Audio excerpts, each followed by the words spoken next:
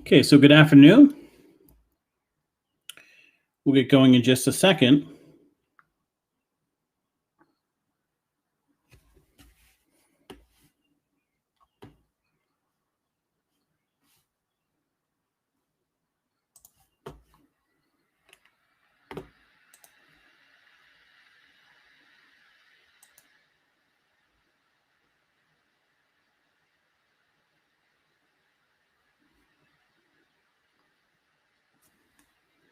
Okay, just confirm you can hear me. If someone's out there, let me know.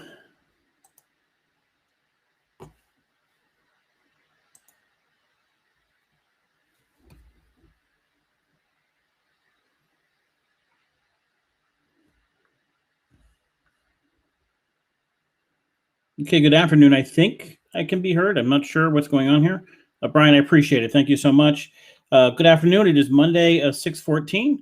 Welcome. Good to have you here. Before we get too far along, I will do what I normally do in the update on stocks. My only significant position is Viacom. I'll tell you what I did with Biogen. The Viacom today, not bad, up 28 cents. So if you're following along there, good for you. It's still trading in this same kind of 41 to 43 window. So we want to really break that 43 number. Hopefully at the end of the week or next week we'll do that. The stock I told you about last week was Biogen, and Biogen had that approval on an Alzheimer's drug that didn't really make any sense to me. So I shorted it. I shorted it about $400. And so I lost some money because it went the other way. So I'm betting when you short a stock, you're betting it to go down. It actually went up to about 420, 425. I bought more at 425, also shorting it. And then it dropped back under 400 and I sold it, and it did quite well on it. So just a strategy of when you have an entry to a stock and it moves against you, if you feel strongly about that initial move, you buy more. And sometimes adding when you're going down or what have you, to get that average price lower. So it ended up, my average at the end of the day ended up being like 406. I'm sorry, like 411, and it dropped down to 398, and that's where I sold.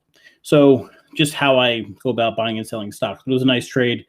And that, a lot of people messaged me about that since then, and there's been a lot of articles written about that approval. It's going to be a nightmare because that single approval with a questionable drug will cost Medicare billions of dollars in the next 5-10 years. Everybody is looking for some sort of drug, whether it works or not. They want to take a chance, and that will cost billions of dollars. And so a little bit crazy of an approval. I think a lot of scientists agree with me. 3 people on the FDA's panel resigned over that approval, one calling it the worst approval in the history of the FDA. So it's interesting how one approval like that will likely have huge fiscal impacts going forward. Medicare, most of the people impacted are on Medicare. That's taxpayer dollars. That will impact what we pay in taxes, no question. And the question is, does it actually have any positive effects? Okay, as we go from there to today's topics, in the past, many years in the past, and other towns have this idea of a blight ordinance, an ordinance that would limit or allow at least a process to take place if a neighbor or a home left their property unkept.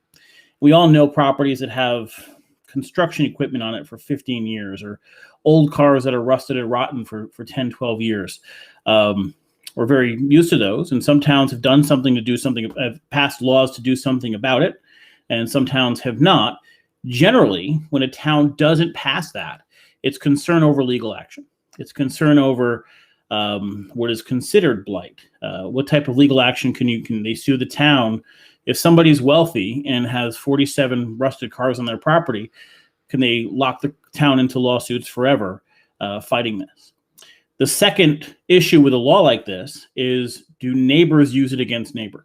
Do they use it as a personal vendetta and a personal fight? And we have seen in Brantford, and this really happens in every town, where people will use every inch and minute detail of a law, especially in areas where there's wealth involved. We saw this in Crescent Bluff, where it just got crazy, where lawsuits last forever.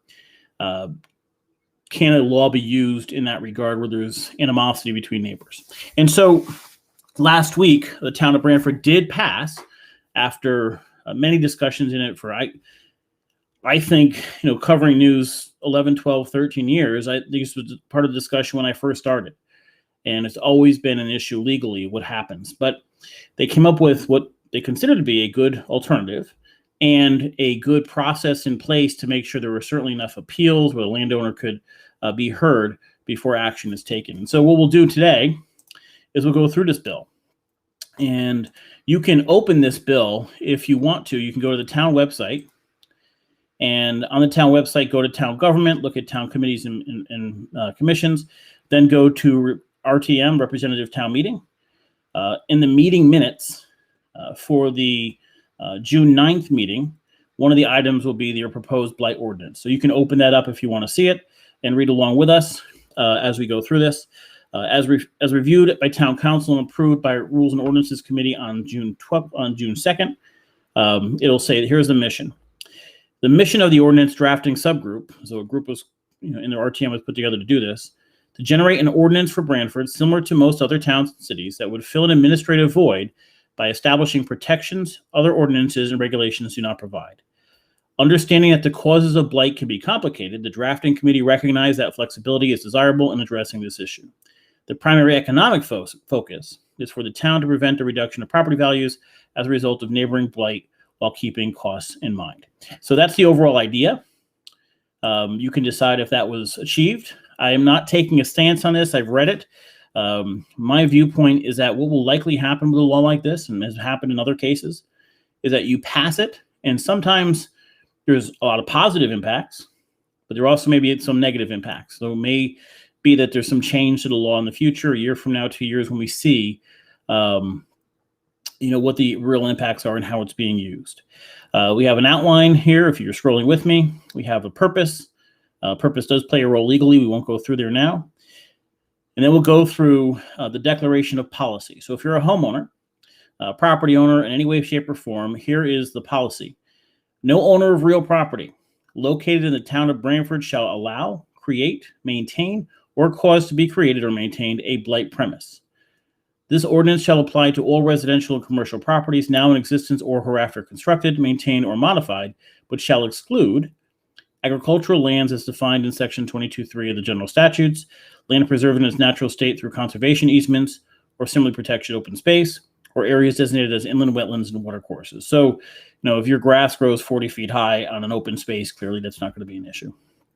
The following properties are excluded: town-owned property, any building or structure undergoing remodeling, restoration, repair, basically anything that has a building permit, and any building or structure which is actively involved in a legal transfer. So somebody's selling your property, it may be a month or two before it actually turns hands. So then the question becomes, what is the definition of blight? And this is interesting because I would say in the last 3 weeks, 7, 8 people have stopped me to say, what do we define blight as? And my neighbor has this. They have a car that's hasn't moved and not registered for the last 20 years. Or they have an old tractor that hasn't moved in forever.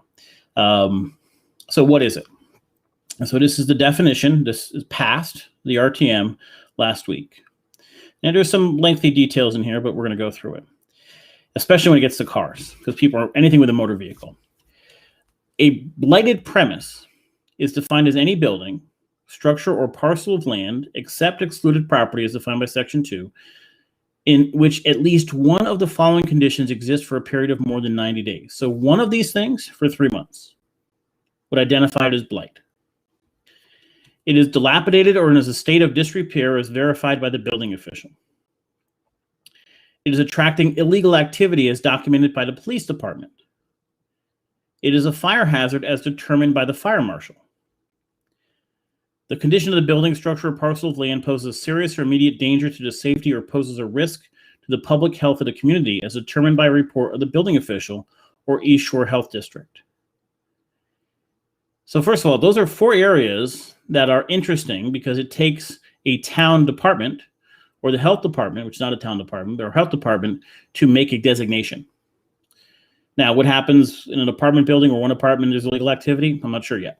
So that might be one of the questions that we'll have to answer. But dilapidated, determined by the building official. Illegal activity, determined by the police department. Fire hazard, determined by the fire marshal.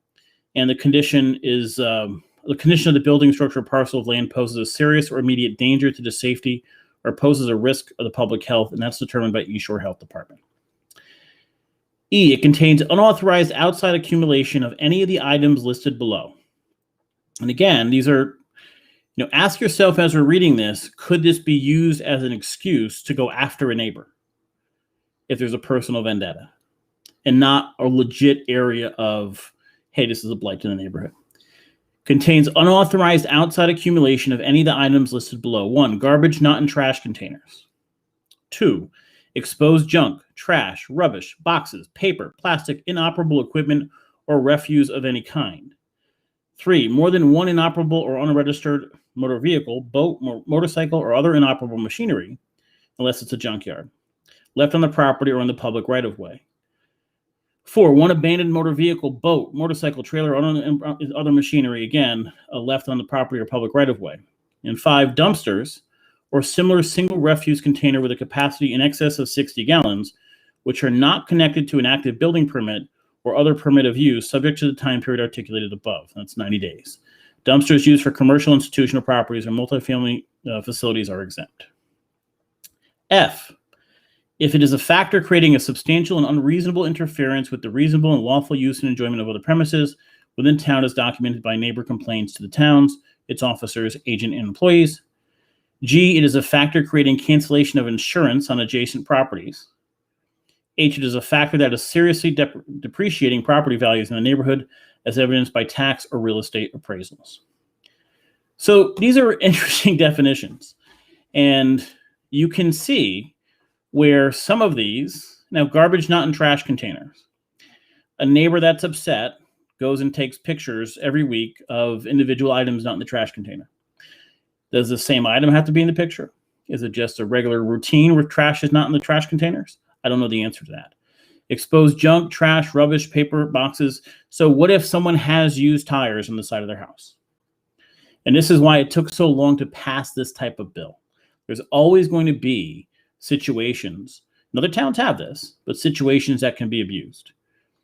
Question is, that shouldn't stop you from passing a bill, but there are huge questions. And this bill was not unanimous. I think there were 3 people who voted against it, at least 3. I just talked to someone on the RTM. But there are going to be some questions here. And so then you have, okay, so who gets to determine this? A neighbor starts complaining about blight. They go to town hall and they complain. And then you have what's called, according to this bill, a blight investigation team. This is a team assembled by what is a new position, a blight prevention officer. That could be an assigned position as well. So a blight investigation team, so a member of the East Shore Health Department, an officer of the police department, a representative from the Brantford Counseling Center, an officer of the Brantford Fire Department, a town building official or designee, representatives from other Brantford community or neighborhood organizations if deemed appropriate. The key person there is a representative from the Brantford Counseling and Community Services Center. Because in many of these cases, and it's been documented, the blight is in a home owned by someone who may not be mentally stable, may have some issues. And it's vital that member of the Brantford Counseling Center is part of that. That said, whether they have issues or not, if we have a neighborhood that is being taken down in property values because of one house, if we have a neighborhood where there is dangerous equipment in some way, shape, or form being stored, unregistered vehicles, more than one is stored on a property, that could be an issue. So if you've opened this law, there's a ton of definitions here. I'm going to scroll down past all the definitions. I'm going to read a section called Special Consideration. In the town's effort to correct housing blight, special consideration may be given to individuals that are disabled, elderly, or low income as defined below. If an individual cannot maintain a reasonable level of upkeep of his owner-occupied residence because the individual is disabled, elderly, or low income, and no capable person resides in the residence, the town may give a person a reasonable amount of time to correct the problem, duration of which shall be in the discretion of the blight prevention officer. If needed, assistance in finding solutions through other agencies of the town or other entities will be offered by the town. So basically, the town's role is to look for reasons to help them. If there is a way to step in, if somebody is mentally disabled, they're older, if there's no one capable of handling this, generally the town will step in. And it's not crazy to think the town might send a bill. That's happened before. And then we have definitions of those things. Then we have what is the Blight Prevention Officer. The Blight Prevention Officer shall be appointed by the Board of Selectmen. However, the BPO shall not be an officer of the Brantford Police Department or a member of the Fire Department. Remuneration for the BPO shall be at the discretion of the Board of Selectmen with approval of the Board of Finance and the RTM. So it'll be somebody who already works for the town in some way, shape, or form, and there'll be some stipend given to them, and they have to maintain records. Then you have this long, detailed process. So this is where, and again, if you haven't opened this, go to the town website, look at town government, look for RTM, look for the June 9th meeting agendas, and the first item will be the item 4, proposed blight ordinance. The process for addressing and resolving complaints. So if you have a complaint with a neighbor, first is you write a written complaint, or the officer does this. Upon the observation of the Blight Prevention Officer or upon receiving a written complaint of a possible violation of this chapter, signed by the complainant in his or her legal name, so no anonymous accusations, then they initiate an investigation. Written complaint is done. What's the issue? Initial investigation by the Blight officer. They shall visit and observe the site. There's a Blight team conference, if needed. They issue a verbal warning. Then there's a determination of special considerations. Issuance of a blight ordinance notion of violation. Then resolution by conference, if there is one. Except in cases involving a public health danger, the property owner may request an extension of time to complete the remediation. If it goes that far, there's an enforcement by citation. If, in the opinion of the BPO, the owner has not addressed the blight conditions in a timely manner as agreed after issuance of the notice of violation warning, all efforts, and we'll just go quickly through this, may issue a violation citation which may include an associated fine. So we can look at it this way. In order to get past the potential legal issues and somebody having mental health issues or whatever reason they can't do this, there is a long process in place before a formal citation and potential fine is even given. So it seems to me, based on this law, that the RTM and the town said, let's make sure we're giving our residents every possible opportunity to resolve a situation. In some cases, the town may have to step in. I'm not surprised by that. Enforcement of citation. If the blight conditions are not handled in a timely manner, it says the procedures for the issuance of notice of violation. They do another citation form on admission of liability hearing request. You could pay fines. Yeah, after that, then you can have another hearing, appeal. So there's an appeal process hearing for citations, then a remedial action. This is kind of, it seems over the top, but I would not doubt that we have people in town who are, love going through the process for whatever reason. We have people who for sport go to every meeting for no reason. So if they were, somebody went after them for blight on their property, I wouldn't be shocked if somebody went all through this just for the hell of doing it. There's this very, very long responsibility list here. Then owner's responsibility to pay for remediation.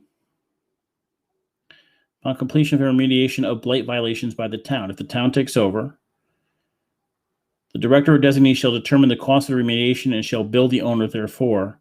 The owner shall be responsible to pay a penalty to the town in the amount of the remediation. Then it goes further. Upon failure of the owner to pay the town the cost of remediation within 30 days, the director shall cause to be recorded on the land records a sworn statement detailing the cost and expense incurred by the abatement work, the date of the work was done, and the location of the property upon which the work was done pursuant to Connecticut General Statutes, and that is a lien on the property. So at some point, you or your neighbors can have a lien on your property based on this bill. So it didn't pass unanimously. The issue in the past has always been, how do you avoid, one, potential legal issues?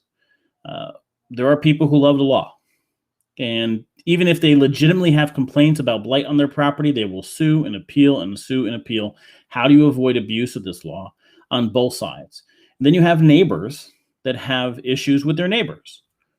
And we've seen this many, many times when it comes to animal issues or blight issues or what have you. People coming to the RTM, filing lawsuits, things of that nature. Does this law solve that problem? Probably we're not going to know until it's in practice. So in the next month, Well, no, let's rephrase that. In the next 4 months, once you get past, this is past, I don't know, 30 days or something, 45 days after it passes the RTM, then it's in effect. Then you have that 90 days, right? If somebody has a blight on their property for 90 days, neighbors can start complaining about it and they can do it in writing. Then this process starts. So we can either have, and I'm sure there's many neighbors that are pushing for this law and are waiting to file those complaints. So it is June 14th. Let's say this law is fully in effect by the end of July, August, September, October. I would expect November that we're going to start getting letters from neighbors on blight on property. Then the question begins, how is this law used and how is it put in effect? And a lot of that will come down to who the Board of Selectmen choose to be the blight enforcement officer. Is it a reasonable person given that position? And two, how ridiculous some people want to be, either in making the complaints or in responding to those complaints. And the end result, if it is determined by a committee of people, which includes a police officer, counseling center people, fire department people, if that's concluded that this is legitimate blight and nothing's done, the end result could be a lien on your property. Now, there's an actual section here on town acquisition of abandoned blight properties. We all like that. If it's abandoned, that's one thing. There's a lot of standards for the power of the building official and the zoning officials, and some other details in this law as well. But it is absolutely, if you are a property owner, I'll repeat this. I'll walk you through this process. If you are on your website or online, go to Town of Brantford Government. So I went to, go to, Town of Brantford Government. On the right-hand side, 3 down is RTM. That's Representative Town Meeting. You can, why is it, what the heck? No, I'm not doing that. I'm sorry. Go to Government, Town of Brantford website, go to Government, go to Minutes and Agendas. And category, look for RTM. I'm going to pull it up at the same time so I know I'm being accurate. I click Apply. The RTM then has RTM Minutes 2021, RTM Agendas 2021. Go to RTM Agendas 2021. And under the most recent one, RTM Agenda 6.9, then there's a correspondence. Below that is the proposed blight ordinances. Click on that and you will have a copy of this. If you're a property owner, if you're a neighborhood association, if you're any of those things, it's vital that you read this, go through this, and know what's there. If you're the Pine Orchard Association or Stony Creek Association or Short Beach Association or a condo complex, it is vital that you read through this. This will be the law 45 days or so after it passed last week. So end of July, this is the law of the land. And it's, is it set to 1/1/21 or 22, Ray? Right, so if it's effect the first of the year, so be it. I didn't see that in the law. I'll look at this now. The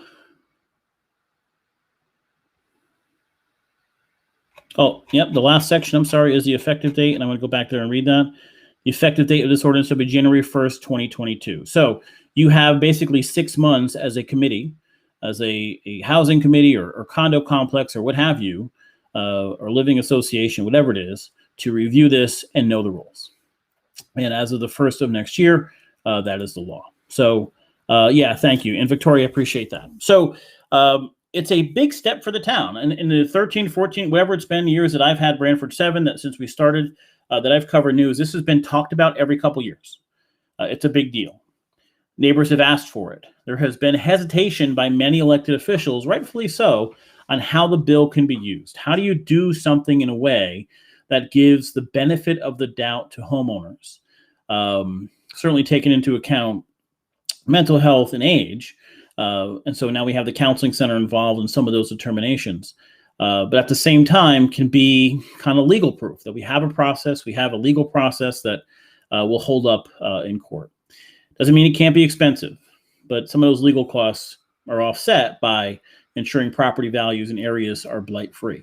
I can understand somebody voting against it, but if you're voting against it, you're probably voting for no blight ordinance. And in that case, it's kind of tough to do because there have been, I know it, I've gotten emails many, many times over the last 10 years on, I have a neighbor whose tractor is 750 years old and it's sitting in the front yard, and my kids play all the time, and I don't want somebody to jump on it. Or 40 tires or 6 old cars, and it does take down property values. When somebody's going to buy a house, it does matter that they're across the street from that. And so this is a legitimate effort by the town to say, all right, we have some recourse if you're a property owner and have this in your neighborhood. That said, we won't know for a year or two if there are negative impacts of this, if there are too many complaints, if it's just neighbors using this as a vendetta against other neighbors, and then if there are those few neighbors that love the lawsuits and want to sue the town for trying to take their 37 giant rubber tires or whatever it is. So it's an interesting law. It's been long overdue in the sense that it's been asked for a long time. I don't really have a stance on it. I can't say it's a good or bad thing because we're not going to know how this plays out probably for a few years. In other towns, some of it's gone very well and people comply. But we know in every town there are people who can be very difficult. We saw that recently with an issue, I believe, with an old boat or something like that, where there were, I don't know, whatever it was. But these are not uncommon issues that happen. And so we won't know for a few years the full effect of this. But this is how laws work. And we'll see if they have to be adjusted in the near future.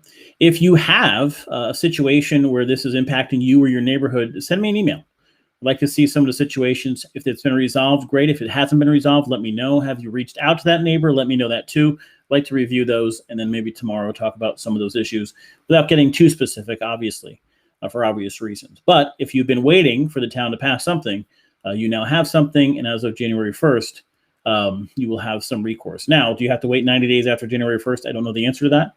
You might be able to file January 2nd and say it's been 90 days. I don't know. But there's something there for you. Tomorrow, we'll pick up CEO compensation. It's an interesting topic. New York Times just wrote an article, but there's been about 7-8 articles in other news and websites on CEO compensation during COVID and how high it's been and some of the things CEOs do to maximize their income. We'll talk about that a little more tomorrow. Guys, thanks for joining me. I hope you have a phenomenal night. If it stays dry, I'm going to play some tennis, and I'll see you tomorrow at 4 o'clock. Have a great night.